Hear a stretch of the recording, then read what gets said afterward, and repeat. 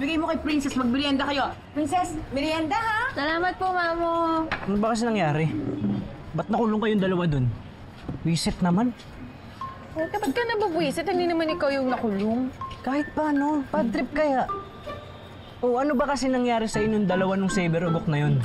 Well, actually, hindi naman talaga maganda yung nangyari. Ayan o.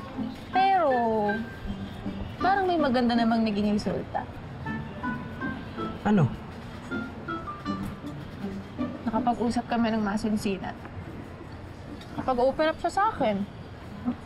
Lalo na tungkol sa nanay niya.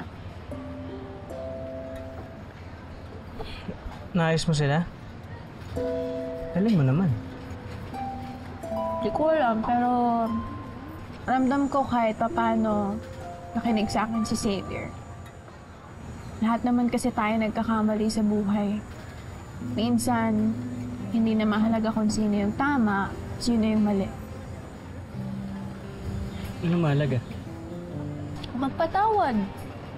At na magbigay ng pangalawang pagkakataon sa kapwa. Iyan ang rason kung bakit ako nag-volunteer sa City Jail. Naniniwala akong bawat taong nagkamali, may second chance pa rin sa buhay. Kaya dapat, galingan natin sa play, okay? Wow, hanep yung segue mo ah. Siyempre, hindi tayo pwedeng mapahiya kusa.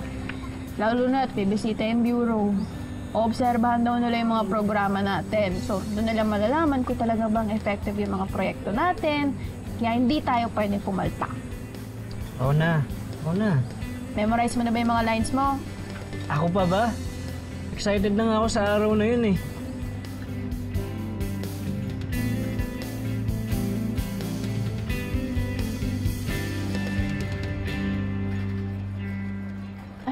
Kosa, sige na, mauna na ako. May asikusuin pa pala ako. Daling ko na to, ah.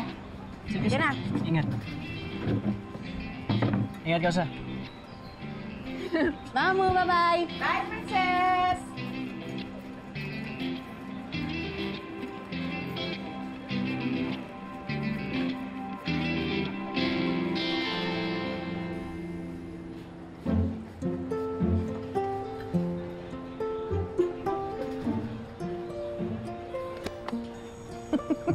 Nakakagulat. Anak, balita ko yung mga linyahan daw dun sa play, very romantic. Naku, anak, galingan mo.